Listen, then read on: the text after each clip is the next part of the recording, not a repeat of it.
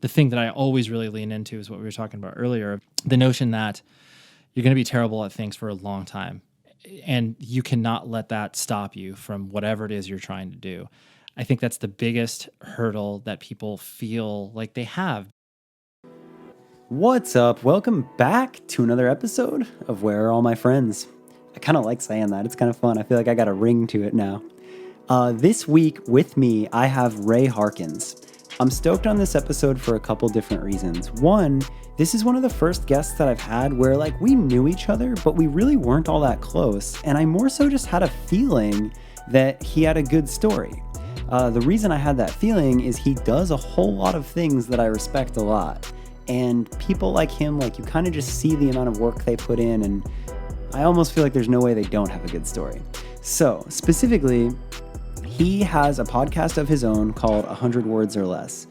He's been doing that podcast for, I want to say, the better part of a decade. I think it's 7 years now, which is incredible. If you think about how popular podcasts are now, yeah, it makes sense. But 7 years ago, that wasn't a thing.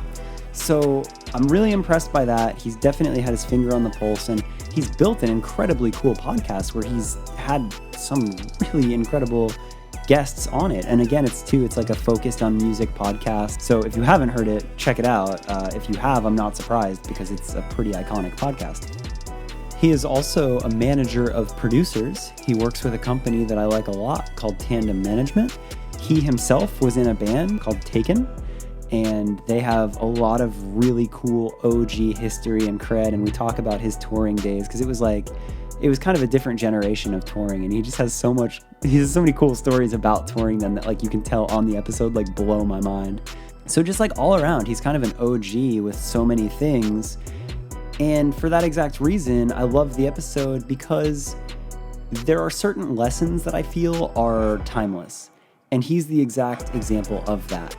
Maybe he was touring in a different generation, maybe he started his podcast early, but it all holds up and it's such a good product, and there's just so many timeless lessons that he has and does or applies that I just think apply to any genre and any person. It's just kind of practice of being good people. So that is why I'm so excited. He has a ton of wisdom, just an OG dude. Outside of that, really all I have to say is if you do like the episode, if you're enjoying the podcast, feedback and sharing it on social media helps me so much. So if you listen on Apple Podcasts, the leaving the stars, writing the reviews, subscribing is massive. If not, just sharing it. Take that link, share it on social media. It's incredibly helpful. That's really all I got. Let's get into this episode. I had a ton of fun with it. I hope you enjoy it. I'm so excited that we're kind of just getting to meet each other because I really respect what you're doing with the podcast. Well, thank you. And I feel like there's so much for me to learn, and I think that it's really cool of you to kind of pass the torch back down and be yeah, cool, random dude that I've barely met. Yeah, hell yeah, I'll do your podcast, whatever. Of course. Well, I mean, the reason why so many people say yes to podcasts in general is because it's a medium in which people can just talk freely and expose themselves in ways that they might not in other formats, because you're worried about getting stuff pulled out of context. And of course people do that with podcasts as well, but that's shitty.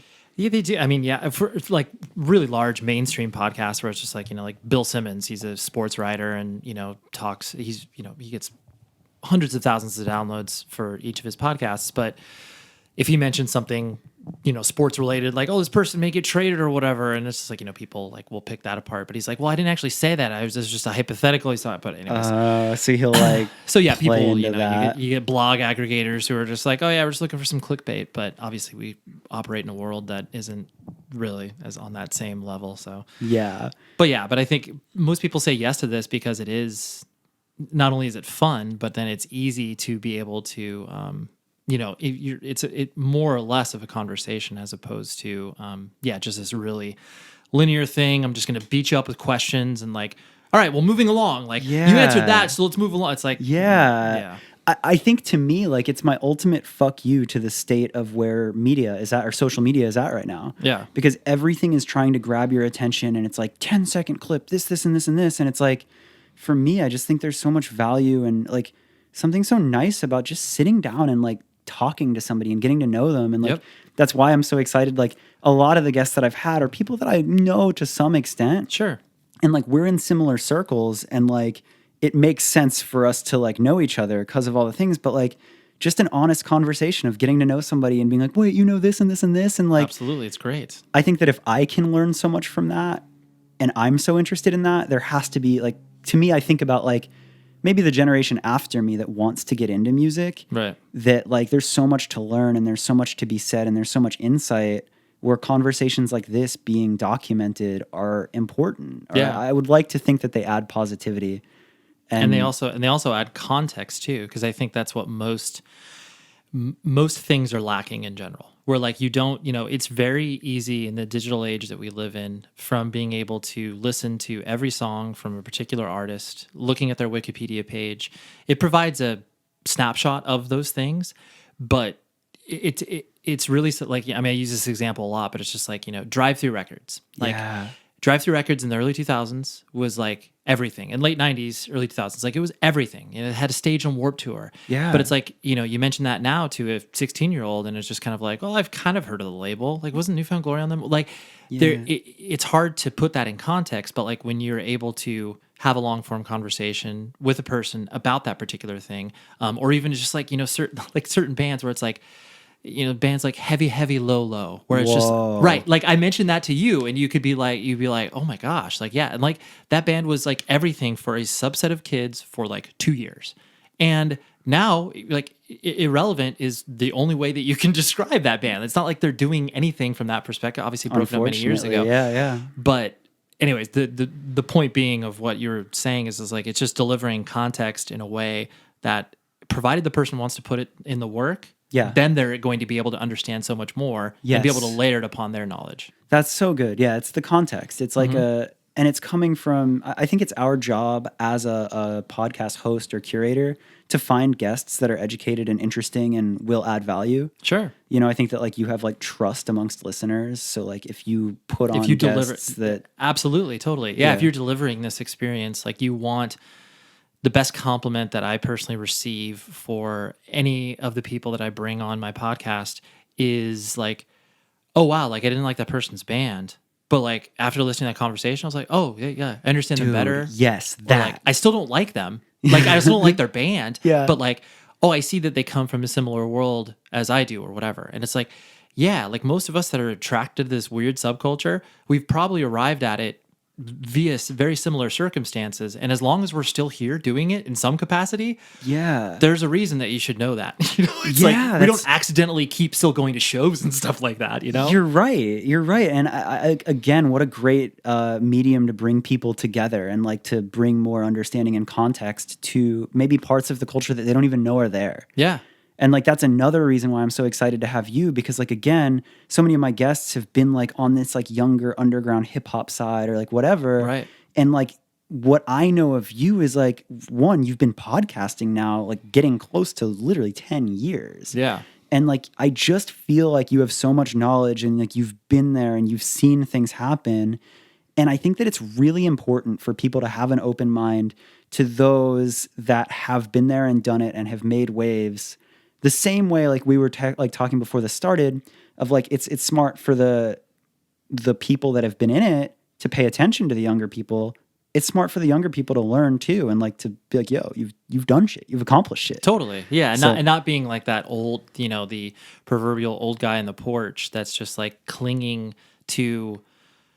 Thinking that like if they hold on to their thing, like that's the most important thing, and everything else after that is just like, oh yeah, that's like that's what the young kids are doing. Like I don't need to pay attention to it. And it's like that can be true to a certain extent, but it's like you also need to realize that it's like, and not even like adapting to the world that you live in, because it's not like you need to like whatever the Steve Buscemi meme of like him carrying a scale. Like what's up with the music today, kids? Like you don't need to be that. But you need to be some version of like aware. Like that's the one thing that I always really focused on as I started to like not only just like wake up to music and pay attention to independent punk, hardcore, and everything else, is I tried to pay attention to everything. And when I say everything, it's like, I would be at home at a, like pop punk show, like whatever, Epitaph, Fat. Like I would go to see No Use for Name and No Effects and stuff like that. Sick. But then I would also be comfortable at, an Earth Crisis or Strife show because like I can live in both worlds and be comfortable with it. I would always self-identify as like, a hardcore kid or whatever. But at the same time, like then I would also go to see the Get Up Kids, and like I would be comfortable in all of these circumstances because I think when people get too myopic over one thing, you're doing yourself a disservice because you can learn so much from all of these other areas and all these other whether it's like business models or touring practices or whatever, where you're just like, oh, like as far as like, because I've been working on the podcast industry for about, separate from my own podcast, but working for a company that, specifies in launching podcasts, monetizing them and everything else. Yeah. Like merch just started to become a thing like 2 years ago. And like the live podcast experience, like, and people, and that's becoming more and more of a thing. But just the idea of like them waking up to the idea of like, oh yeah, like we can do merch for things. And like, I remember when the company I work for is called Stitcher, we first hired a person to like monitor merch. Like we had merch for some of our most popular podcasts, like Comedy Bang Bang and How Did This Get Made and stuff like that. But the per unit, what we were paying for shirts, they were like, oh yeah, we're paying like, $14 or $15. I was just like, whoa, what are you doing? This is insane. I'm like I've been working in cotton for quite some time, manufacturing shirts for my bands and working at labels that we did shirts. And I'm just like, yeah, you should be around like $4 a unit, like at the most for like simple silkscreen stuff. And so anyways, just like, but because people were just so focused on like their industry and that's it. Yeah. Then you're not learning about anything else. Oh, dude. And I love that you have that attitude because like one, I think that like being in a DIY band at any point in time is like the ultimate real life college. If you are any type of like the business person in it and like, because you have to do so much. You have to learn marketing, you have to learn merchandising, you have to learn logistics of touring, you have to learn how to deal with other businesses and people. Like you learn so much. Right. So that's awesome that you were able to bring that into a world that didn't pay attention. But like just in general, like that attitude that you have, and I think that the fundamental skills that I've noticed about you just from afar is like you're not trying to be the Steve Buscemi skateboard meme, but just like your core values are timeless.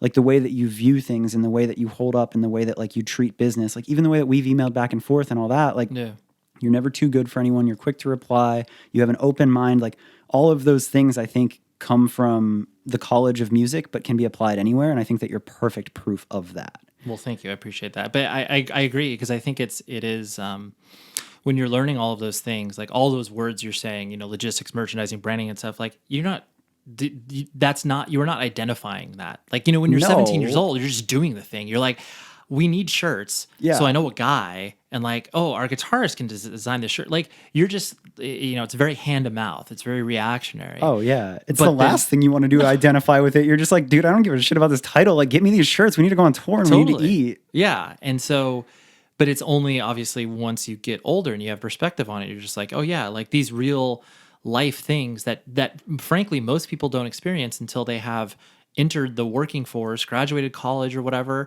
Like, maybe they have an entrepreneurial experience of like, I had like a, lawn mowing business when I was 9 or whatever. But like most people definitely don't have those real world learning experiences until they're much older. And then the thing that I notice in working in different environments that I've seen from, the corporate side of things to nonprofits and whatever else, so many people are really comfortable staying in like their lane. So it's like, Andrew, you have a job title. Yeah. This is your purview. This is what you need to watch on monitor. Yeah. And like so many people are comfortable staying in that. But I know people like you and I where we're like, yeah, like, we know our general duties and our job title or whatever. But then we're always looking over at like other people's desks and being like, hey, like that's cool. You're doing that over there. But like, did you think about doing it this way? Like I learned from this thing, and people are just like, and most people take it as like a criticism. Yeah, like, are you trying to do my job better than me? I'm like, no. Yeah. I've just seen this. Like, I can offer this up to you. It's like the curiosity of life where you're just like, are you excited too? And they're like, dude, fuck off. And you're like, okay, my bad.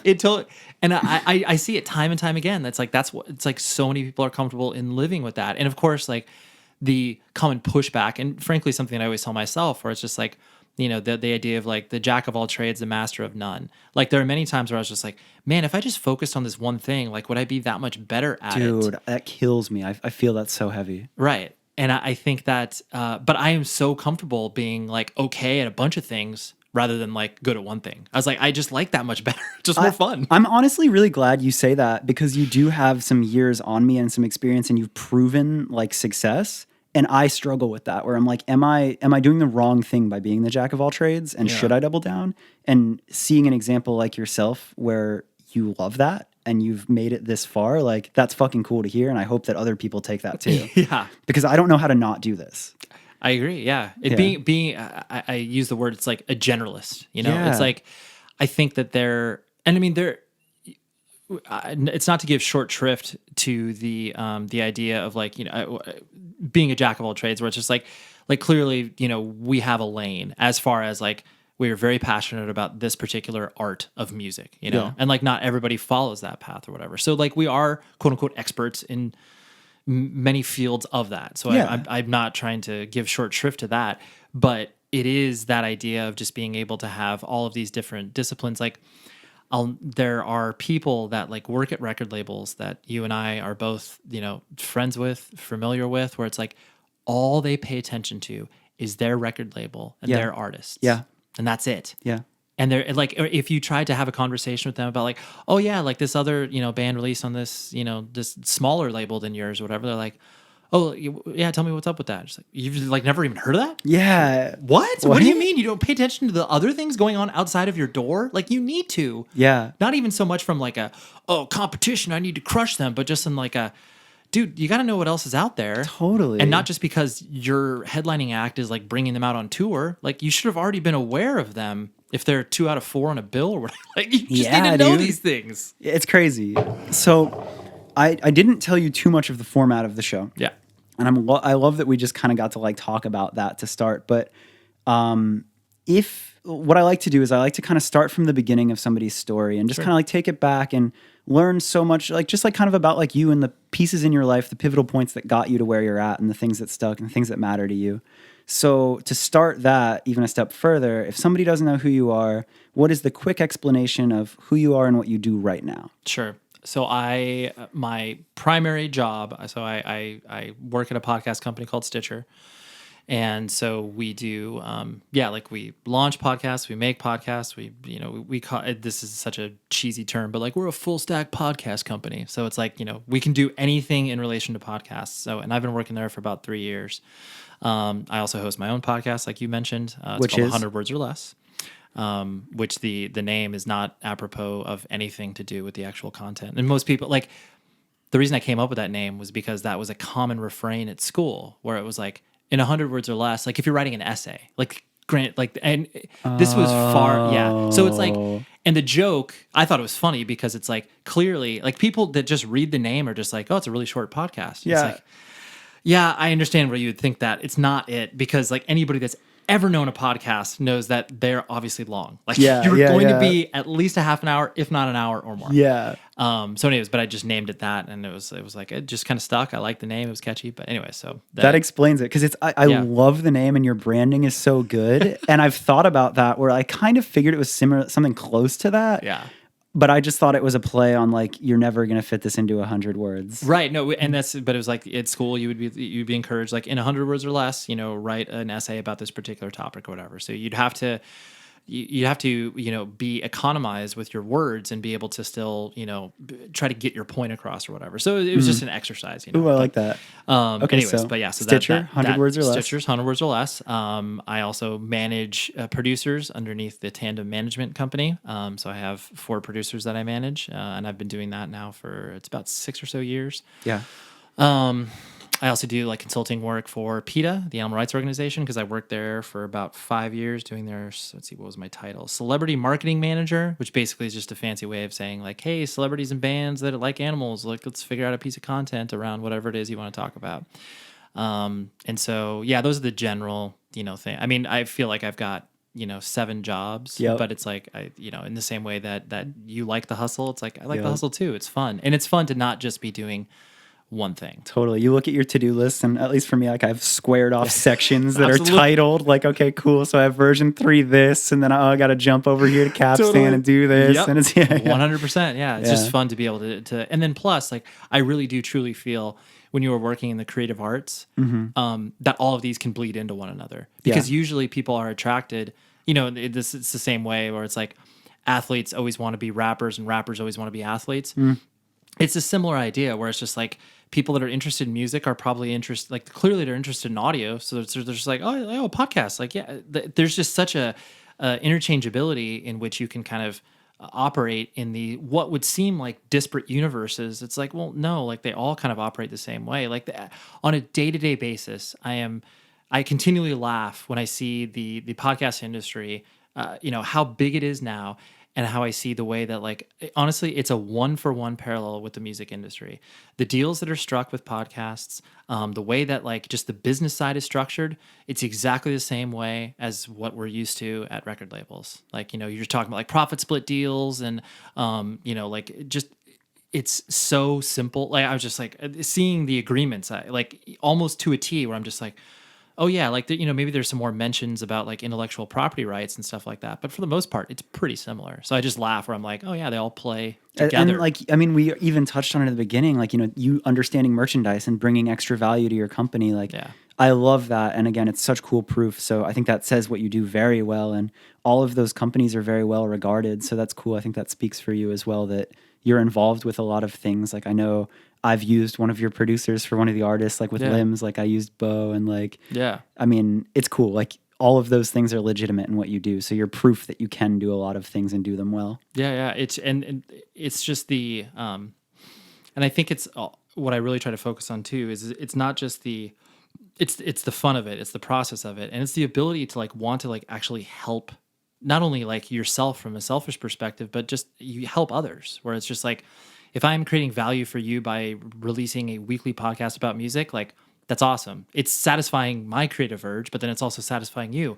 If I'm able to help a producer get more work, like that's awesome. If we feel like we're working with one another together to build something hopefully greater in the future, that's awesome. And it's a good feeling. And so I really always try to answer like really fundamental questions. If I'm ever trying to like do something from a business perspective, I'm like, is it fun for me? And am I like, can I be helpful? Those are like the two North Star questions that I always ask myself. And it's like, that's, if I tick off both those boxes, I'm kind of like, okay, yeah, then like, then why not do it? That's great. That's so good. So, okay. So with that said, yes, take me back to like you in like finding your first hobbies, like be like whatever age you are, wherever you're living, but like, where are you kind of finding your first interests in more than just school? Yeah. I'm an only child, so I entertained myself constantly. I didn't have a large family in regards to like cousins or people that I was playing with or next door neighbors. Like I had friends, but it wasn't one of those things where they were like always readily accessible. So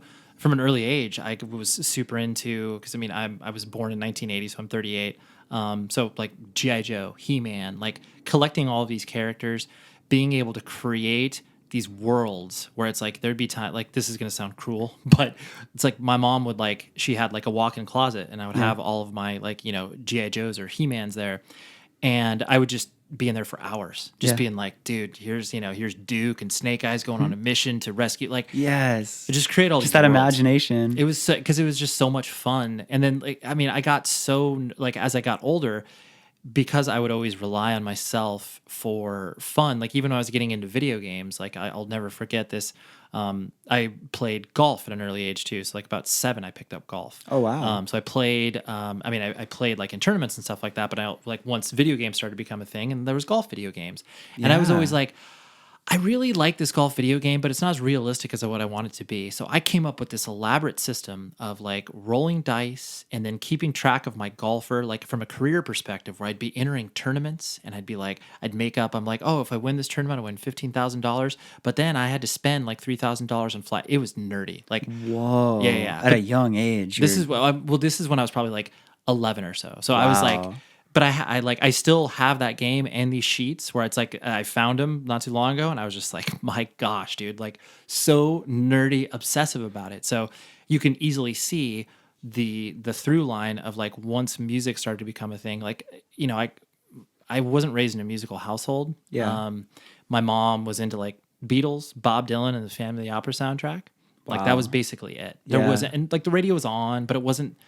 I feel you on that. I kind of had a similar thing. Yeah, Like well, where like my, it wasn't fostered in the sense of yeah. like, oh, this is incredibly important to me. It was like, Yeah. oh, it's there. Yeah, it's not that it's not there, but there's no relevance to it. It's just like, yeah, you can listen to music. It's a thing. Right, right. Yeah. That's It's exactly there. Very, very fair portrayal. And honestly, I think most people that come from even though technically we aren't part of the same generation, it's like that's kind of the way that our parents like viewed music. Yeah.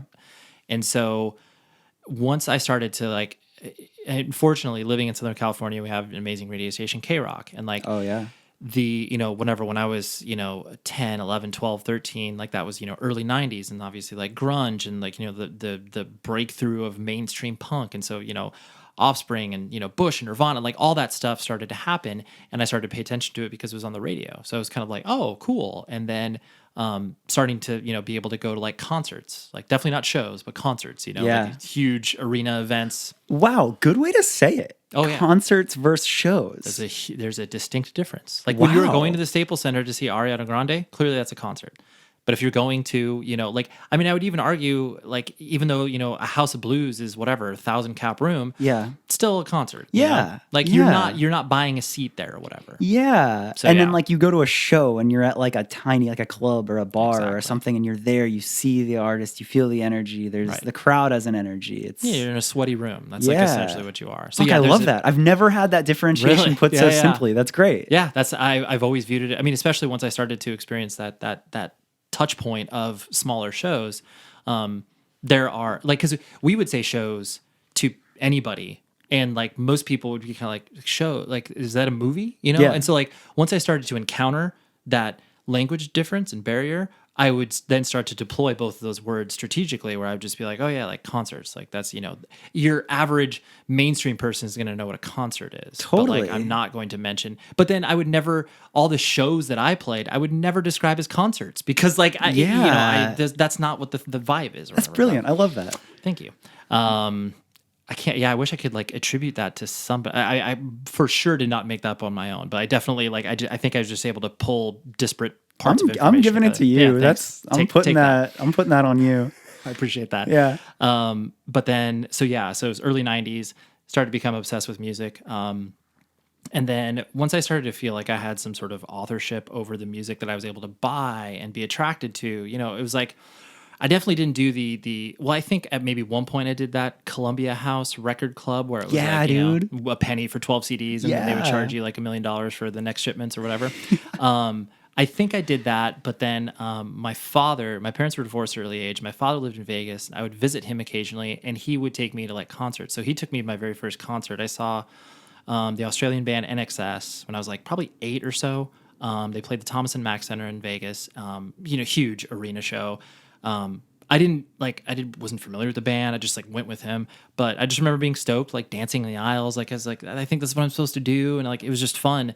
And having the idea that like bands can perform in front of you. Like I remember that flipping a switch where I was kind of like, this is cool that like music can like be real, like not just on this recorded medium or the radio, Oh, yeah. And so making that connection where it's like, oh, like this can be a thing. Like not even so much like I was thinking about like, oh, you can start a band. I didn't think that at all, but just the idea that bands can come to you and perform in front of you was like a really valuable thing that I didn't recognize before, and that was like 8 or 9. Yeah. But then, once I started to feel like I had authorship over, my own music purchases. So it was probably like, 12 or 13 is when I started to, that's when like, Tower Records and Warehouse and those music stores were still a thing, and like a huge thing. Like you could find them at Yeah. any mall. And so it's, started buying. I remember specifically buying a lot of, because at that time too, that was when gangster rap started to explode. So it's like, Yo. Dr. Dre, Snoop Dogg, and being a privileged white suburban boy that spoke to Yeah. me greatly, where I was just like, wow, these dudes are talking about worlds I have no clue about. What is that? Like just like the suburban white kids being like, I need it. Absolutely. Dude, talking about being hard and fucking bitches and all this other stuff where I was like, what? Are they smoking chronic? I'm like, this is Yeah. insane, but it's so good. That's so funny. And so, but they really marketed like cassette singles at the time. Oh, whoa. So it was like it would basically be a cassette, and it would have one, maybe two songs from a record, usually with like an instrumental remix, and you would be buying that for like maybe $4 or $5. And like tapes were still primarily the most popular thing, but we're switching over to CDs. Yeah. What year is that then? This is early 90s. Okay. So, but you would be talking about like, your average full length would be $18-$19 for a CD, maybe a little bit cheaper for a tape. Yeah. But I was like, dude, cassette singles are amazing because like you cut out all the rest of the crap. You're only getting the banger single. But in retrospect, I was just like, oh my God, I wasted so much. Like I probably spent, a good $300 on all these dumb cassette singles where it's just like, it's got one song. Like, Yeah. what was I doing? It's so stupid. I don't know. I see both sides. I love that though. That's funny. Do you still have them? Yeah, of course. Yeah. Amazing. And I think, most kids are just concerned about the economy. So when I say the economy, I mean like you have $10 to spend. You're like, dude, if I can get 3 songs for $10, like, and all these 3 songs I already love, like, why would I waste money on like a 14-song record when I'm only like 3 songs or whatever? I mean, dude, like I can draw a parallel to like when I was getting into music. Like I remember buying Through the Wire by Kanye and not the whole album on iTunes, like buying singles on iTunes. And I would do the same thing because I only had so much money. Totally. And it was a little easier, right? Because you could sample through the album, but I'd have to pick my favorites because I couldn't buy the whole album. I didn't have money. No. You had to pick your spots. You were forced to do that just based on economy. Yeah, but, so it's cool to hear that actually because I didn't realize that exact same feeling, but in a different era. Yeah, totally. It was just no matter what, the music industry will always rely on that single culture, whatever it may be. Like whether it's like that's obviously the main launching point for a record, or it's going to be the song that's streamed the most or whatever. There's always going to be that single economy. Even though people are obviously not paying it in the most transactional way anymore from a streaming perspective, but that's always going to be the main driver, because people are always going to be interested in the best song or 2 on a record. It's true. What a timeless concept. I know. That should not be slept on. I think that that's an important underlying lesson in a lot of things. Yeah. That could be slept on. Yeah, exactly. Because there are certain things that will always exist just because it's like that's not even so much in like that works, so we'll never question it. It's just like, well, that works for a reason. Like, and you don't need to like think about it too much. It's just like that works. And historic data has now shown that, right? And like, yeah, exactly. We can't argue with that now. Many years of history. Okay, so you're buying tapes. So buying tapes, and then started to progress to where it was like I didn't really have like, I had a great family life. I wasn't like an angsty kid as far as like looking to express myself and like, harder music or whatever. But I was always attracted to, where it's just like, I remember seeing like, Ace Ventura, Pet Detective, and like Cannibal Corpse is in that movie. And like they're the death metal band. And they played this song called Hammer Smashed Face. Like it's like a less than 15-second clip of Ace Ventura, Pet Detective, but it's like he gets thrown in a mosh pit and like this Cannibal Corpse is playing in there. You just blew my mind. And so I was just like, wow, Cannibal Corpse. And like, so I just remember like at like a Tower Records looking at the records and like, Cannibal Corpse is like so over the top, it's like that, their song titles, like I'll never forget some of their song titles from like Hammer Smash Face to, Entrails Ripped from a Virgin's Cunt to like, just like, yeah, like they own it. Totally. And I just remember like I never bought any of their stuff, but I just always would like look at the records. And so there was always this like, darkness that kind of like tried to appeal to me and like bring me in. But I never went down the metal route. I always went down, or not always, but I went down the, the punk side of things where it was like, because then it was probably like 13 or 14 years old is when there was this movie that came out called Pump Up the Volume with Christian Slater. It was an amazing movie, still like holds up, but basically he's like a, pirate radio broadcaster. Like he has like, the wattage of like, 4 square miles, but it happens to, boot into his high school. And so like all these kids, like he's a nerd in high school, everyone ignores him, but then he puts on this like sort of shock jock, like anti, everything persona on the radio, and like all the kids, all the jocks, like everybody at high school loves this dude. And so, but he like modulates his voice to where people can't really tell. Anyways, there's a part in there where he plays, and I'm ironically wearing the shirt today, Descendants. So he plays like a Descendants song called Wiener Schnitzel, and it was like a funny song. It was like maybe 30 seconds long. Yeah. But anyways, I heard that and I was kind of like, what is that? It's like, this is interesting. I've never really heard that before. And it was funny. So it was like my, 12, 13-year-old brain was like, oh, it's funny. Yeah. And so then I started to look into who the Descendants were. And there was a record store located here in Southern California called CD Listening Bar. And what they would do is they would actually allow you to open a CD, listen to it, and then they would put it back. Like if you didn't buy it, they would like put it back for you, and they would but they would sell. It was amazing because I sat there for an hour. I was probably the worst customer because I would buy, like, after listening to music for like 3 hours, I'd buy like one CD.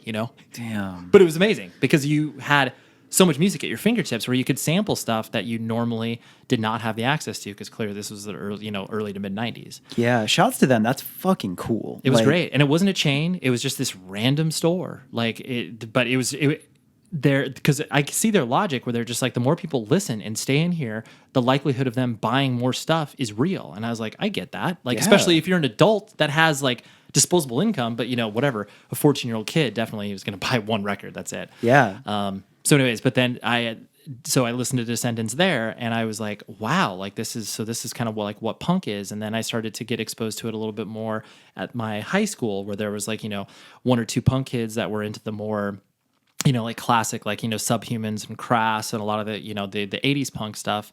But then I was also being able to listen to this more poppy stuff from, all your early Epitaph, all your Fat Records, like Lagwagon, all that sort of stuff. Yeah. So I started getting turned on to all that. And then I'll never forget buying Victory Records. They put out a comp called Victory Style. Yeah.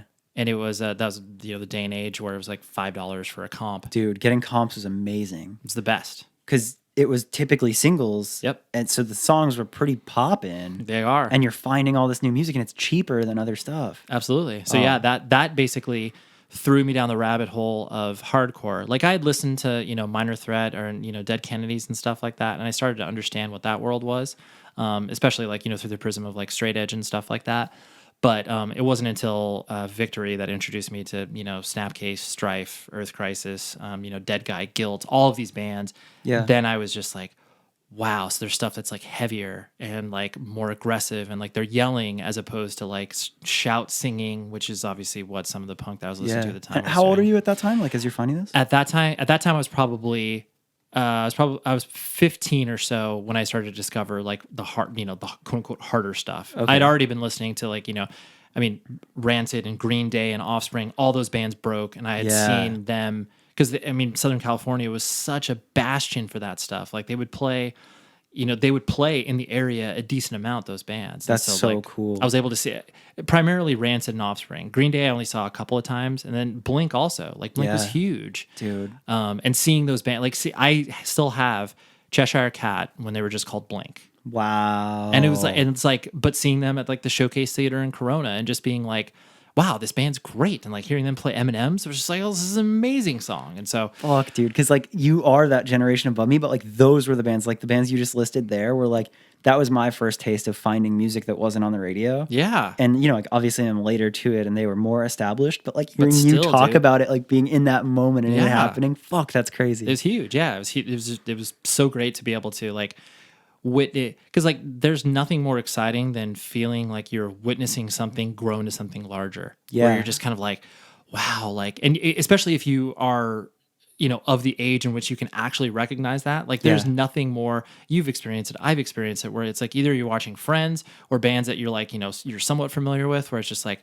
this feels like a moment, like they sold out this venue or whatever. And you're just like, this is so, like, this feels so incredibly exciting. I think that's another timeless thing. Yeah. I think in us talking, that's another timeless, you've got singles and you've got that, when you feel that energy as a fan, I don't think that ever goes away. No, because there's something that's obviously why the live music industry will never go away. It'll ebb and flow. It'll change in certain dimensions, but people are always going to want to experience that collective communal experience of their favorite artist in front of them. You know? And like especially when you expose people, like I always I don't use this term disparagingly, but like, civilians.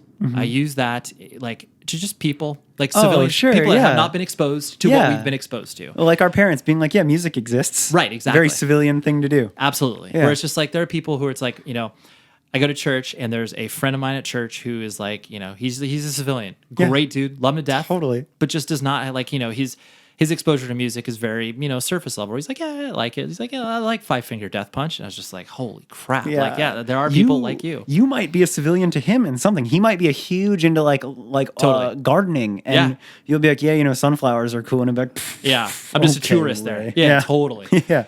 And so a couple months ago, we went to Arizona, mentioning Five Finger Death Punch. Friends of mine were on tour with Five Finger Death Punch, and he loves this band. My grandma lives out in Arizona, so I was like, okay, we can take a road trip to Arizona. We can go check out this Five Finger Death Punch show as long as you're cool hanging out with me and my grandma for a couple hours. He's like, oh, this is great. I can see friends, whatever. Anyways, the night that we rolled into the town, my friends in Drug Church were playing. Oh, cool. And so I was like, dude, he's probably never been to a show. And I was like, dude, would you be game to go to like this show? And he was like, oh yeah, like he had an awareness of it, but never been.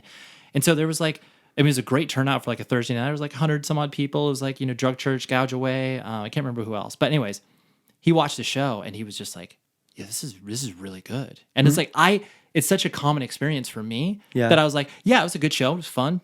Patrick did well with Drug Church, but like to a person, to an uninitiated eye. And it's like, anyways, the point I'm trying to make is exactly what you're saying, where it's just like, if you're able to like show somebody this thing, and it doesn't even need to be a crazy show, but it can just be that small room and that connectivity that people feel. And they're just like, oh, wow, I recognize this. Like this feels so good. Yeah. And I think there's a rewarding feeling being the person that like shows that to somebody too. You feel like you unlock a part of a person's brain in ways that like you can't do in any other fashions. That's a great way to put it. Yeah. It's so cool. But anyways, so then getting into, punk and hardcore even more.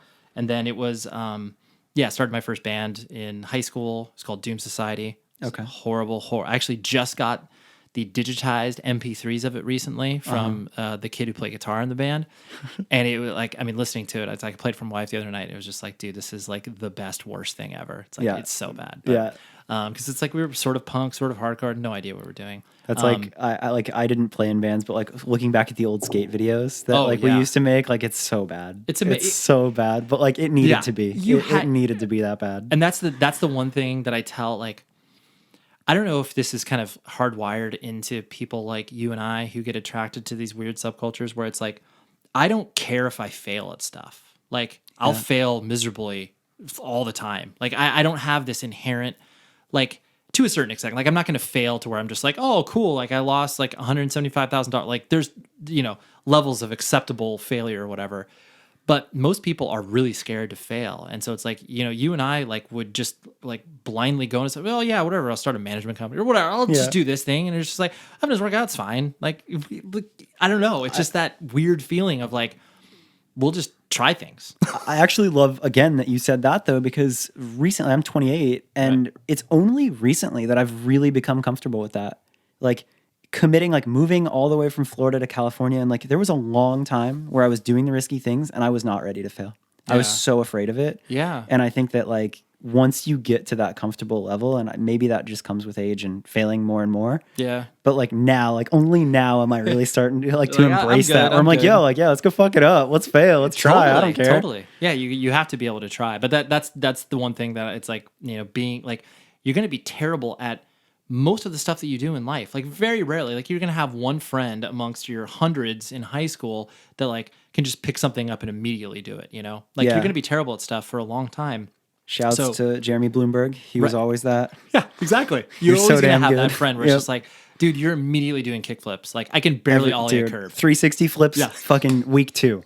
Unreal. Professional at Counter-Strike, did everything. Yeah, and you're just like, that is not the norm, though. Yeah, most people are terrible at stuff for a long time until, like, you get, like, somewhat reasonable. Enough to where you'd be like, oh, this is now, like, fun for me as opposed to, like, I'm just getting punished over and over again. Yeah. But that's what you got to do with bands and everything else, like especially from an artistic expression. It's like totally. you have to, and like I see that even more so now pronounced with like, being a father. Like my son's 8 years old, and like he has that mentality of just like, oh, I got to be perfect at something before I do it. And I just constantly tell him just like, no, like if first of all, if you're comparing yourself to like me, of course I can write better than you. I've been doing this for like 30 more years than you do. Yeah. And it's like, yeah, you cannot play that game. Like you're going to be terrible at it. And then all of a sudden you'll be a little bit better. And then all of a sudden you're going to be a little bit better than most of the people at the thing that, that you're trying to do. Yeah. So yeah, same thing could be said about playing in bands. Like you have to be terrible at it for a long time. And I think now too, like comparison is so much easier with like social media and the internet. Oh yeah. Which is terrible because I agree that you have to just be terrible. And now you see nothing but perfection. And I look back and I embrace the terrible. So you had your terrible recordings, you had your band. Absolutely. You have to. And so, so did that band for a little bit, but then wanted to play something a little bit harder. And then that's where the band that I play, well, I technically play now called Taken. So we started about 98, toured pretty religiously and pretty consistently until about 2004. Wow. But yeah, so that started at like sophomore year of high school. Started to tour that summer. Wow. And so it was very, all those principles that you're talking about where it's just like, oh, booking shows and like doing all this stuff. Like you didn't really know what you were doing and what you were trying to accomplish besides, oh yeah, we got to put a demo. Like maybe we'll play a show in Vegas. It's like you just started to put one foot in front of the other. And I was always the more, like the spark plug or the catalyst for a lot of this stuff, just because I was the lead vocalist. I didn't have musical talent. Like everybody else was talented. I wasn't writing anything besides my lyrics. I was going to ask you that because like coming from a non-musical family and like finding music and going and buying records, not necessarily buying instruments or having a parent teaching you. So you found vocals and you figured that out, or you did your best. I mean, I was basically just the only one that like because basically we were killing time, or me and the drummer that played in Taken, we were playing basketball together on the high school team, and there was always like a good hour and a half before basketball practice started after school was over. So then we would just go to his house, and it would be one of those things we were just kind of hanging out. Yeah. And like he was like, I loved drums, and I tried to play drums, but like he was way better than I ever was. So I was just like, that's your thing, dude. But then I was like, I was just always there with friends that already played guitar, and I was just like, well, I guess I'll just try like singing. Like I was like, I know I can't sing. Like I tried to be in the choir, and that did not work out well. Yeah. I was like, well, I can probably like yell, or maybe I'll try this. And so I just did it over time and got progressively a little bit better to where, and then I figured out like my own sort of style with it to where it was like, okay, like, I know that I'm comfortable in doing this. Yeah. And the rest of the band wasn't like, dude, please stop. Yeah, that's great. That's awesome. Like another lesson of just like trying, like just going and trying. Mm-hmm. Yeah, absolutely. And so then, so that's early. So you start early touring, all that. Tour, yeah. So, I mean, and then we put out our first, we put out like a demo on a 7-inch, and then we put out our first EP on a label called Goodfellow Records in like 98, I want to say. So it was like junior year of high school. Touring like basically every waking moment that we possibly could, from weekend shows to every summer we would be out for pretty much the entire time, like good 2.5 months out of the summer. And like either we never had a booking agent, so it was always just a matter of like trying to hustle with, because at that time too, booking agents are still difficult for bands to get, but at that time there really was only a very small handful that were like dealing with bands of this genre, because essentially we were just like melodic hardcore stuff. Very similar to like what bands like Counterparts and stuff are doing now. Like Counterparts, I mean, they're good friends of ours, and they give us an enormous amount of credit for like what it was that they were influenced by. They were like, oh yeah, we're influenced by Shai Hulud, Taken. Like they have name checked us many times, and That's I'm just so like, cool. That makes me feel really good, because I just love that style of music, and I'm glad that it continues to be important to that subculture. But then being able to like just put all those things together, put out some records, do some tours, and frankly everything that I've gotten from my life I've been able to trace back to that band in some capacity, whether it's like, oh, my first opportunity at working at a record label, or my wife, and like all of these things I was able to directly connect back to that band. Like meaningful relationships have all been just because of one dumb band that really was never big. Like we could sell at Chain Reaction, we could maybe play some really good shows up in Canada, but we weren't like successful. It wasn't like we were like coming home with thousands of dollars. It was like, oh cool, like we were able to pay for the tour with like our guarantees, and like our merch was covered, and like maybe we had a couple $100 left over that people could split, but That's crazy. I Yeah. think that's another cool example to be like, yeah, like you just went for it and it wasn't like this insane commercial success, yet it completely changed your life yeah. Oh, it complete. I mean, it the fact or that it's shaped. Oh, it totally did. It shaped. I mean, it shaped the way that I view relationships. It shaped the way that I interacted with people, and how fleeting one thing may feel is actually like a long lasting thing. Because there are people who I am still friends with some 20 years later, where it's just like, oh yeah, dude, we met at a random show in Florida or Boston or whatever. It was like, Yeah. I'm still friends with them because they are still connected to this scene as well. So, Can I ask a question about the Please. early touring days? please? Okay, so you said like you start touring around 98. Yeah. Okay, so to like date this and to think about this and to put some context in it, like you don't have smartphones. You don't have phones. No, dude. So what does like, because I've heard a couple friends tell me about this, but like you're self-booking these shows. Yeah. So like How did you accomplish that? Yeah. you're calling them on the phone, right? Like how are you lot- getting these phone numbers? And Yeah. then like how are you navigating to these shows? Are you hoping that the doors are open when you show up? Like that, like paint me that picture of like DIY touring then. Cause I think that too many bands don't realize how much good they have in Oh, like yeah, just yeah. pop the GPS in, get to the city, pop on a bird scooter when you get there. Don't have to worry about like paint me the picture Yeah. of DIY touring in 98. Cause that is just so fascinating to me. Yeah, no, it definitely. I try not to romanticize it, where it's like, oh, you children have it so much better. It's like we in the late '90s had it so much better than like when Black Flag was booking tours across the like every generational iteration. It's going to be easier than it was previously, but. I was booking a lot via, because message board culture started to pop up around there. Yeah. And so it's like record labels would have their own message boards and stuff. Like Revelation Records had a really active message board. And so there would be shows I'd be booking through message boards, where it's just like people being like, oh yeah, talk to this dude for Columbus or whatever. Yeah. And so you would it was a lot of email, because at that time, the internet had started to populate to where people would obviously have it at home.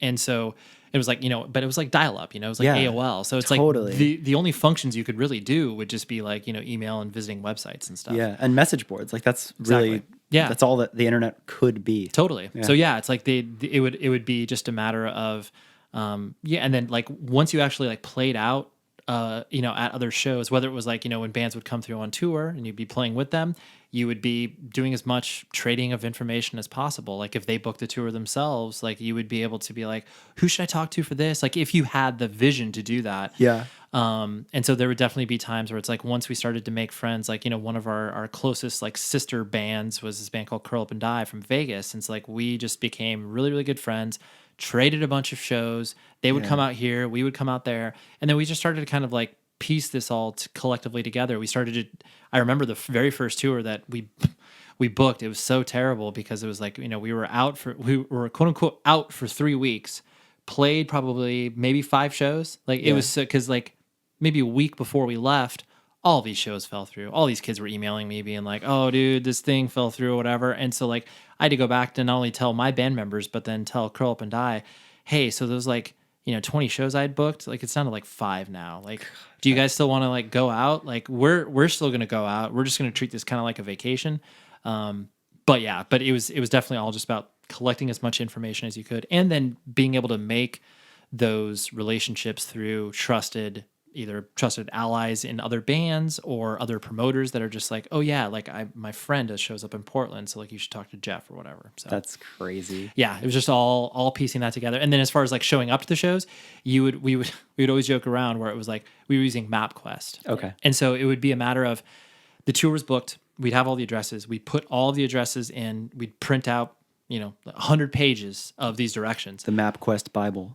It would be, but it was crazy because it was like we would have to be getting directions from the venue to the next venue. So the moment that we diverged from that, I mean, which was all the time because we'd be staying at someone's house, and then at that point we would have to figure out like, okay, well, what free? Oh, so we got to take the 40. Okay, where does the 40 pick up on this? So it was a lot of like just piecing stuff together, and then of course shows changed all the time, like on a whim. So where we would like, and sometimes we wouldn't even be able to know that until we got to a person's house and we're like, oh, dude, our show in Chicago got changed tomorrow. So like, thank God we were at a person's house that like had the internet. So like we'd be. Oh my God. So yes. yeah, there was a lot of like just completely flying blind, and then Yes. or these venues wouldn't have like the most appropriate addresses, so we would get in the general vicinity, and then we would joke around where we would like look for the scene. Like we'd be like, so you'd be just driving around, be like looking around, be like, hey, that kid looks like they're kind of into like punk or something. Like, hey, do you know where the show? Like, and so or there'd be times. I mean, this wasn't all the time, but there would be times where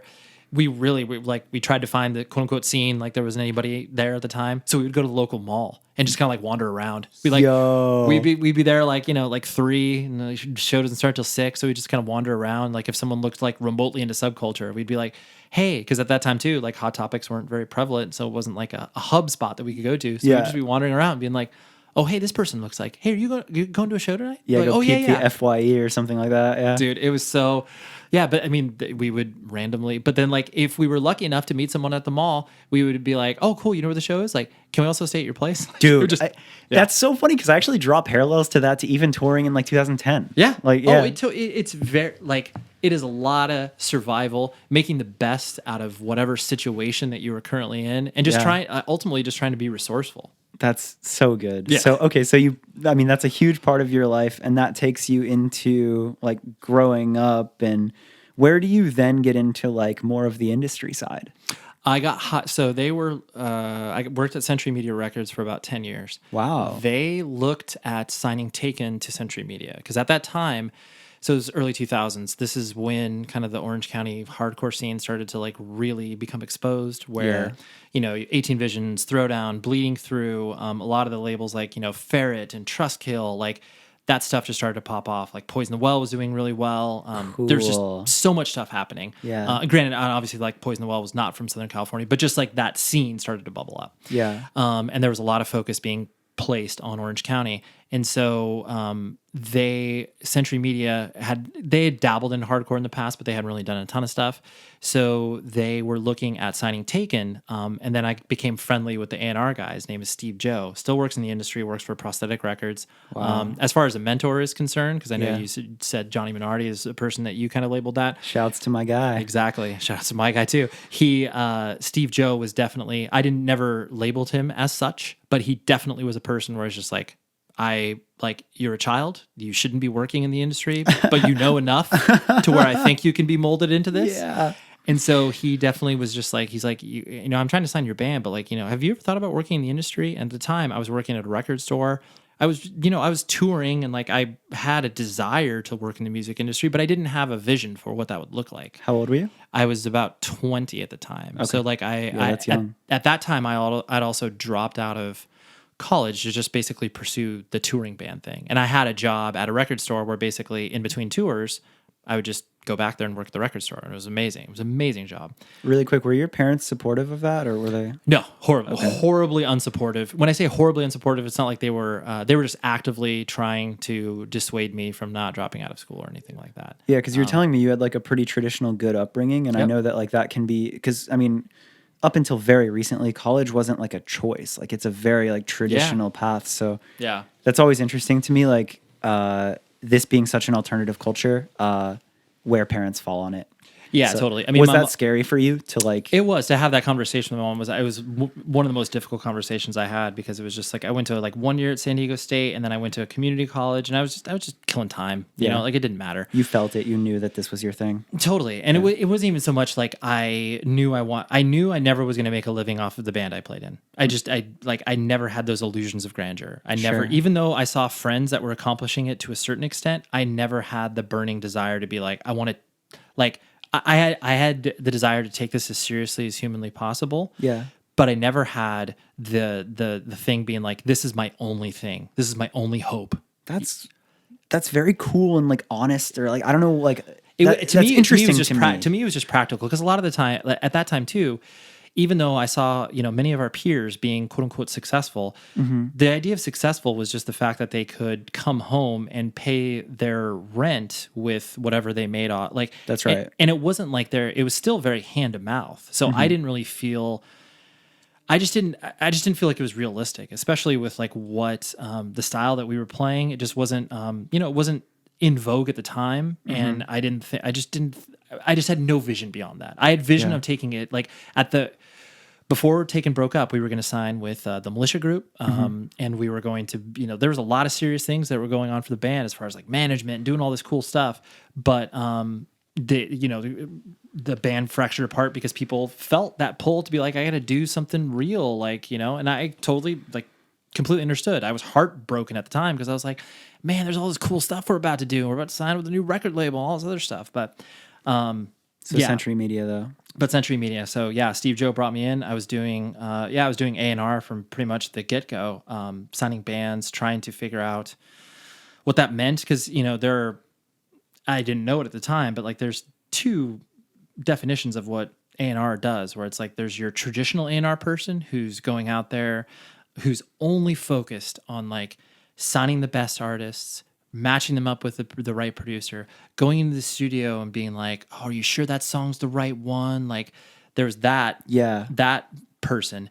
And then there was what I personally knew to be A&R, which was you're going out there, you're signing the bands, you were making sure you were, their advocate at the record label. You were giving them all the potential resources to make them as successful as possible.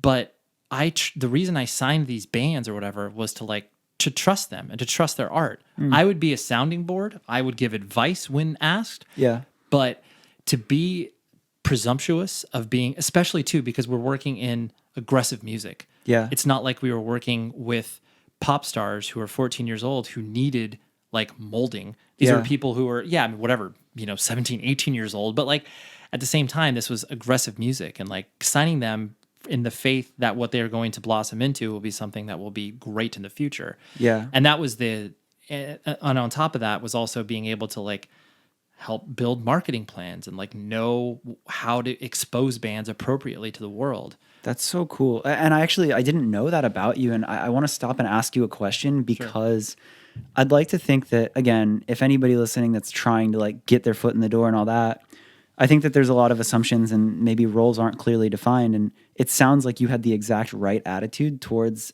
being an A&R. Mm-hmm. So like for somebody listening that maybe is in a project that hasn't signed yet or is starting now to deal with A&Rs and all that, like what would you say? Like what defines a good A&R? Like what is something that an artist should know that an A&R does? Sure. I really do think that they are an advocate for your band at the record label because they are the person who is talking to every component of everybody at the label, from radio to marketing to digital sale, like everybody, making sure that people are aware of what's happening with your band. They're the champion. Yeah. So I think that they're always the joke is it's like, oh, like of course these people are like suits and like they work at the label, like they don't really understand. Yeah.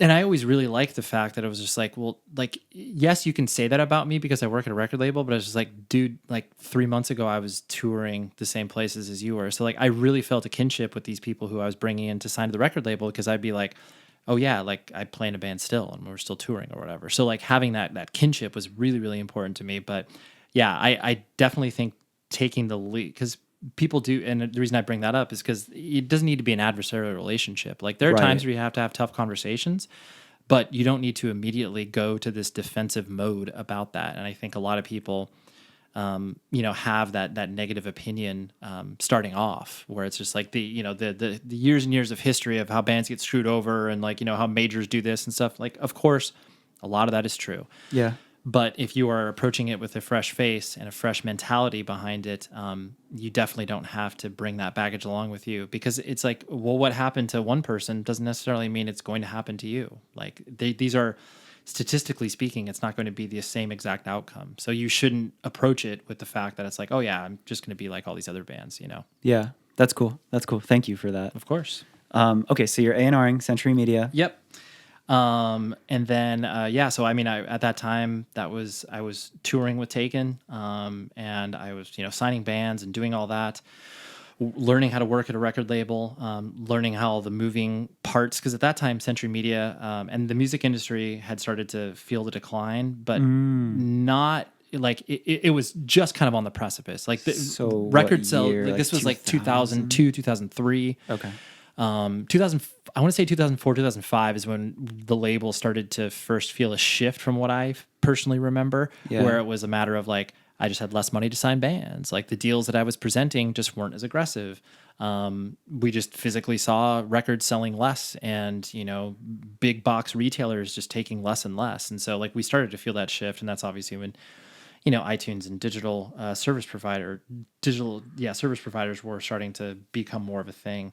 But at that time I had learned so much already. And so there was a component of it where, this was, I want to say it was around 2004 is when I woke up one morning, went into the record label, and my boss had gotten a $2 million advance from our distributor to start a sub label called Abacus Recordings. Okay. And so he always had this vision to be able to start like a sort of punk hardcore adjacent thing to Century Media, because Century Media is tried and true metal. Like that's what they're primarily known for.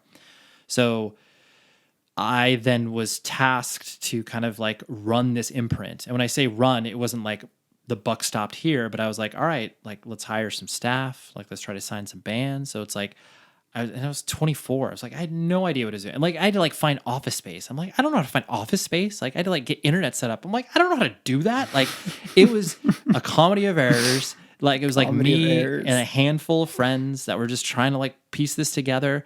And we were able to do certain successful things, but at the same time, there was so much that advance went by very quickly because there was a lot of money being spent on other projects that were just like, complete pie in the sky. Like one of my bosses had an affiliation with Lou Pearlman, who managed NSYNC, who they put out 3 reggaeton records, like world music records. Yes. Spent probably close to $1 million putting out these 3 records and sold maybe 8,000 copies. Like it was just one of those things where it was like, oh my gosh, like this is insane. But this is the music industry at that particular time. But anyways, but just my time at Century Media was incredibly valuable, and I learned so much just about the actual work of what it takes to get a record out and get a band signed. Yeah, that's incredible. Yeah. So then you go from Century Media into PETA. So at that time, the music industry had changed so drastically, and the Abacus imprint then got rolled back into Century Media, because at that time it was like, why do you need to have imprints when realistically, like the music industry is shrinking? Like, so we all need to be, all hands on deck for this. So again, you were kind of aware, like you kind of knew, like you saw it. We saw it and we felt it, and it was just a matter of like, I was really glad. I mean, I was the only employee that was like kind of part of that imprint that got rolled back into Century Media. Everybody else kind of went different directions, really successful directions too. Because one of my old coworkers, Chris Woltman, manages 21 Pilots. Shit. Just like an unbelievably cool dude. He was like our general manager, just a great guy to work with. Yeah. So it wasn't like everyone fractured and was like completely unsuccessful afterwards. But so I rolled back into Century Media, worked there for a couple of years, then got an offer to work at PETA, where it was basically like answering those questions that I was talking about earlier, where I was like, is this fun? And like, ultimately, does this kind of appeal to like my ethics, where I'm like, I've been vegan and vegetarian since I was 16 years old. Yeah. I still get to work within the music industry, but then I get to paint with a broader brush of working with people where it's just like, one day I'd be working with like Pamela Anderson, and like the next day Morrissey, and then the next day, Never Shout Never. Like it was just, I got to experience so many more sides of the industry that I never would have been able to if I just worked at Century Media and only focused on this style of music. That's so cool. And again, that theme of like you just having that curiosity for more than just one lane. Yeah. No, it ticked off that box where I was just like, oh yeah, like this is totally an opportunity that I couldn't turn down. And so that was like 2009, I want to say, somewhere around there. And so they hired me, and at that time I was able to work directly from home, because they have offices in LA and Norfolk, Virginia. But and I went into the office occasionally because I managed a staff, but it wasn't like there was yeah, there was pressure for me to like be in the office. And so that started my like working from home life, which I was like, there are certain people who are cut out for that. And there Yeah. are many people who are just like, I can't exist in that. Yeah, it has its own challenges. It does. Because I've done both, and you kind of have to remind yourself to like be a human and like interact with people and go outside and get sunlight. And Totally. maybe, I mean, for me, sometimes I'm too hard on myself with discipline and don't take breaks or whatever. Yeah, but yeah. if you do have it, I think that you can get great benefit out of it. And Totally. Yeah. You can just, you can exist in your life a lot more readily. I mean, especially too, like, once I got married and like, I mean, the fact that I have a son, I'm able to exist in his life so much greater than I would be if I was like, all right, I'm chained to a desk and I can't get home until like 7:30 after he's asleep. It's like, that's not, I'm afforded an opportunity to do that. So like, I'm going to embrace that as long as I possibly can. So, but yeah, PETA was great just because it expanded my horizons and got me working with a bunch of different people who I wouldn't have been able to like being helpful to them. I wouldn't have been able to be helpful to them if I was just like, oh yeah, I'm at Century Media. Like I can't. I mean, I would love to work with you, but like there's just I can't figure out a way to like make that happen. Right. And as we're getting closer to being out of time, and I find your story so interesting. So you go from PETA to then you start managing producers as well, right? Yep, managing producers. It was towards the end of me working at PETA, and then it was like, at that time when I was working at PETA, I started doing the 100 Words or Less podcast. Okay. So they all kind of like commingled with one another. The podcast was just born out of my passion for the medium because basically technology and comedy podcasts started to really populate in the mid 2000s. I got obsessed with it from a technology perspective. I'd always been interested in technology. So there's a guy named Leo Laporte who had a radio show, or still has a syndicated radio show, but he was talking about these things called podcasts on his radio show. It was just like a tech call-in show where people would be like, oh, my computer's broken. But then the podcast was amazing because basically he would just like cover news about like, oh, this is what's happening with Apple and like this is what's happening with Microsoft or whatever. And I was just like, this is so cool. Like you would physically download them to your computer. You would then have to dump it into your iPod. And I would listen on my iPod. Precisely. So I just became obsessed with the medium. And then there was a comedian named Mark Maron, who's one of the basically forefathers of like the modern interview podcast or whatever. This show is called WTF with Mark Maron. And I started to listen to his show, and I just loved the conversations he was having with people in comedy, people who, in pop culture and movies and stuff like that. But it'd be one of those things where it'd be like an hour-long conversation and not talk about like the current movie that person's promoting. And I was just like, this is great, dude. Because it's like, you feel like you're actually having a conversation to similar, like, why you enjoy doing your podcast so much is exactly what I heard in his show. And so I was like, I got to do this in some capacity. I enlisted a couple of my friends. We started it. It was called, First World Problems. If you go all the way back in the archives of the 100 Words podcast feed. It just became really, really hard to balance all of these schedules because we'd have my two friends and then a guest. And it was just so hard. So then finally I was like, after a couple months of us not publishing an episode, I was like, guys, would you mind if I did this on my own? And my friends Joey and Scott were like, yeah, like, you were the one primarily driving the ship. So like, sure, we don't have a problem with that. But I wanted to ask their blessing just because I love them as humans. Very kind of you. That's cool. So then 100 Words podcast was born. And I basically was just like, all right, I'm going to do this on a weekly basis. Interview people who have, been involved in the scene, whatever that may mean, as long as they have some sort of, DIY background or culture. They don't have to be doing it currently. But they should have been touched by this in some like really meaningful way to where it's like, even if they're not working in the music industry or playing in bands or whatever, that they take those principles. Like my favorite interviews are with the people I like to call secret punks, where it's like, these are people who are just like, like doing a job or whatever, or like doing something cool in the creative community. But you don't necessarily see that they were connected to this. Secret punks. It's my favorite. It's fucking my favorite. Good. Yeah. So I've been doing that now for close to 7 years, and it's just like, what's funny is I didn't have that word, but that's what I saw you as, and I didn't know. I didn't know how to say it because I was like, "There's something about this guy." Like, Well, I appreciate that. I'm glad. Secret punk. You're a secret punk. Yeah. You're my secret punk episode. That's great. Yeah, I know. I mean, I think it's just so much fun to dive into these conversations with people and, really get to know who they are. But yeah, it's really, really fun. And I love that. And like, again, I was telling you before this started, like I am newly and quite literally obsessed with podcasting because I would listen to it and it was so cool. I just never really thought about like doing one on your own. And it's always been so out there of just like, yeah, anybody can do it. Yeah. And like the little steps that it takes to figure out like how to get it online, all that, like all that. But like just getting there and doing it, it's such a leap. So I'm curious that you've been doing it now for so long. What are some of the things that have stood out to you that you've really loved about it? Or like, has there, if anybody's listening that's curious about starting their own podcast, like I saw that you tweeted something, I think today, that I found it like really profound, I guess. Yet I loved it where you're like, every label should have a podcast. Absolutely. So like you have experience in the game. What have you found to be the best parts of it? Yeah, it's I feel so passionate about this medium just because it's just like music, it's intimate, you know. Each person has their own intimate relationship with audio. When you're putting music in your ears, it's like there's literally no barrier. You're putting it next to your brain, it's going right into it. And the medium of podcasting is so important just because it's able to document people's stories, whether it's like in a simple interview, whether it's in like a narrative podcast.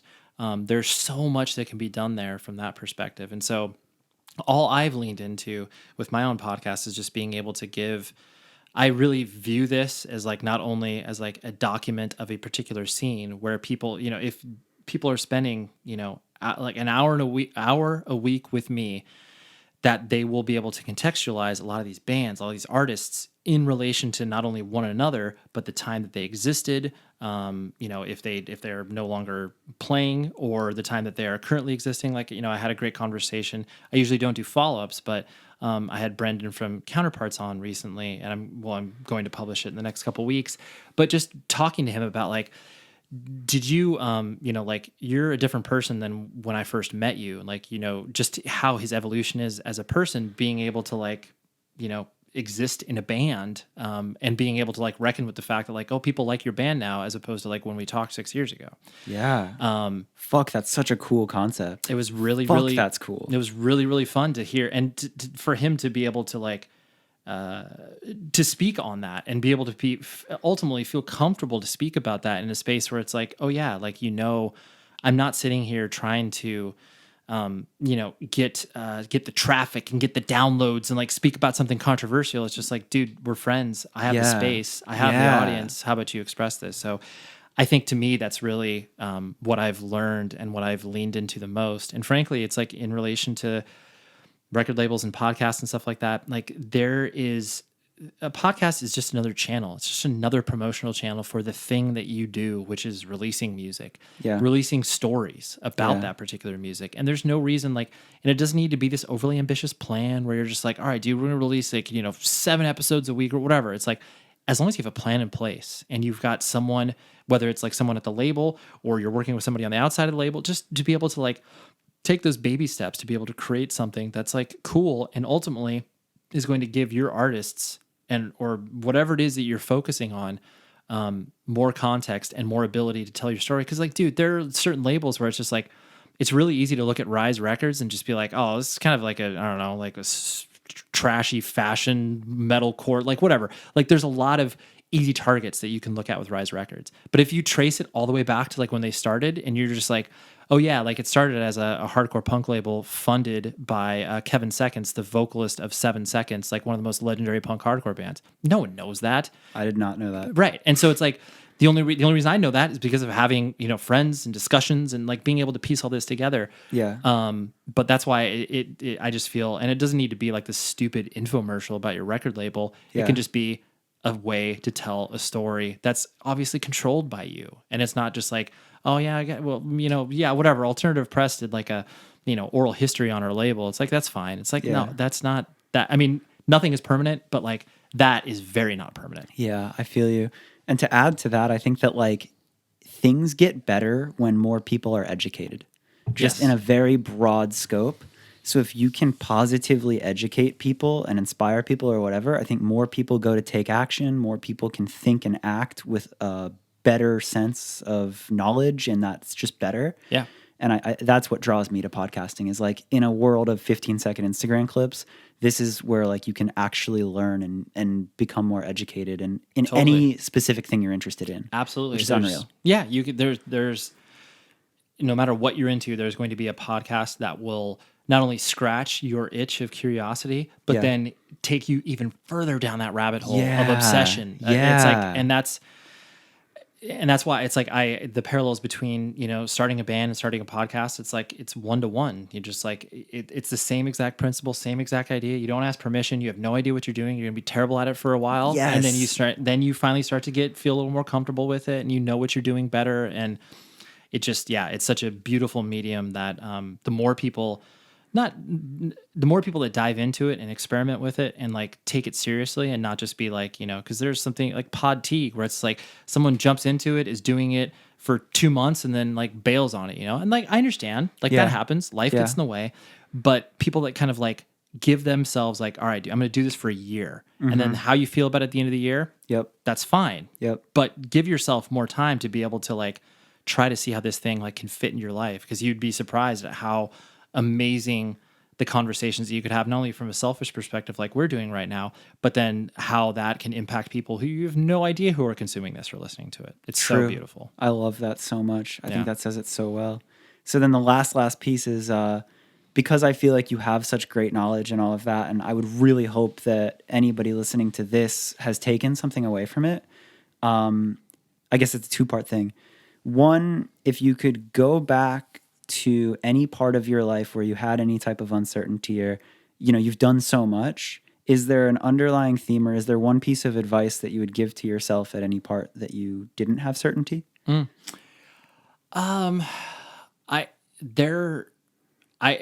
be completely honest, like, no, there was no, I don't know if it's just something that I've never had in my brain. But I've just, I really have never been afraid to like be embarrassed or fail. Like no matter how unreasonable or silly I may feel if I am doing something, I usually I'm not a risky person from the perspective of I'm going to do something that I just like know will like unequivocally will just like no one will be interested in this.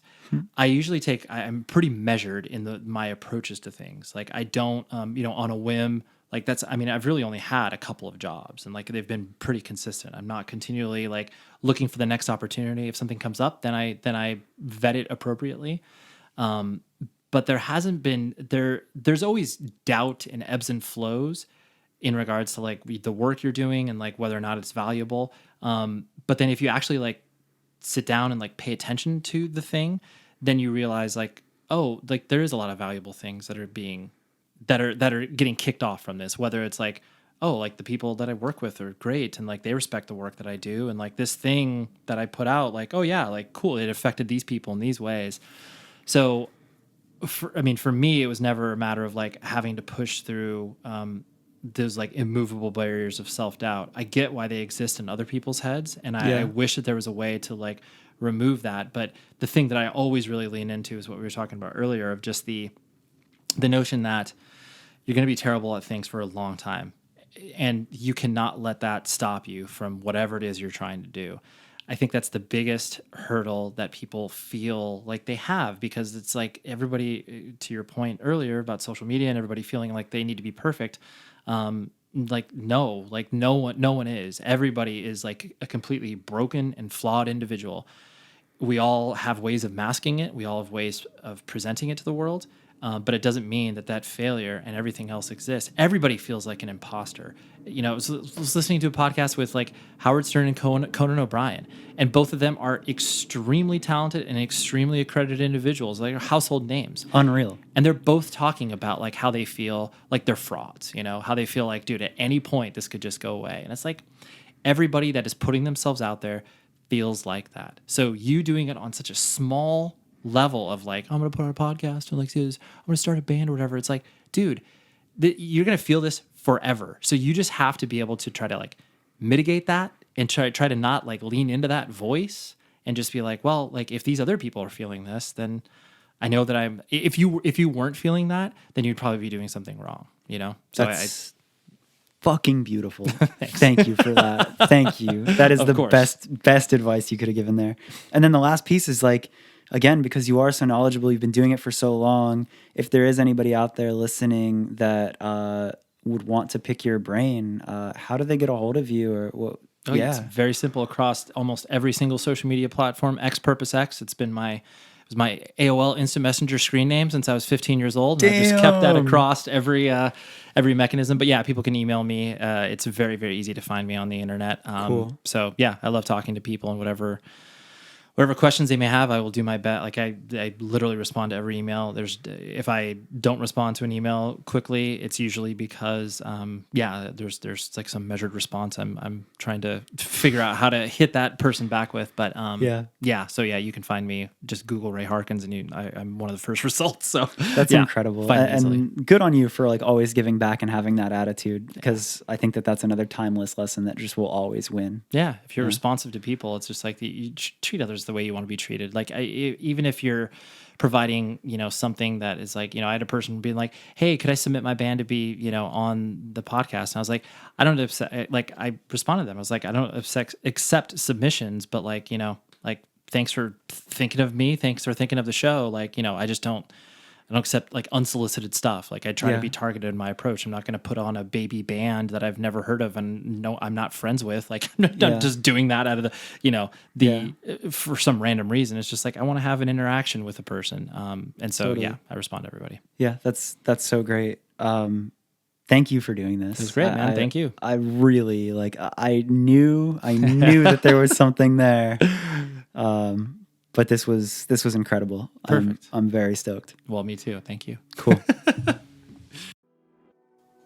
So there you have it. Ray Harkins. What a great episode. I really, really loved that one. I love the fact that we didn't know each other all that well before the episode started, and just like the amount of care and how genuine he is, like, being down to talk to all these people, and like he's been doing this for so long, and I don't think that you can force that, that's truly somebody who's so passionate about what they do. And I think that passion and that curiosity was a common theme in his story, where he just kept going with it. So I love lessons like that. I was extremely inspired after that episode. If you haven't heard his podcast, you need to go listen to it. 100 words or less. He's interviewed so many people in music. The podcast has been going for, I think it's 7 years now. So as you can imagine, there's a lot of really, really good guests and a lot of great wisdom on there. So that's the podcast. His social media is at XPurposeX. And of course, I'm at Andrew_FTW. If you like the episode, please let us know. Please share it, all that good stuff. I'm signing out. I'll be back next week. Have a good one.